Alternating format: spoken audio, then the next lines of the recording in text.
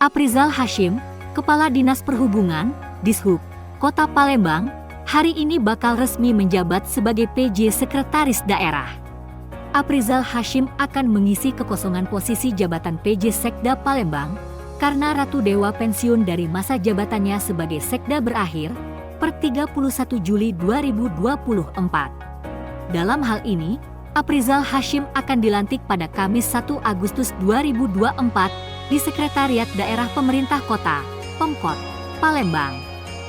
Dijelaskan Yanur Pandiani bahwa PJ Sekda akan dilantik pada Kamis 1 Agustus 2024. Beredar ucapan selamat atas penunjukan Aprizal sebagai PJ Sekda Palembang telah disampaikan oleh keluarga besar Dinas Perhubungan yang diiringi dengan ucapan selamat beserta logo Dishub Palembang.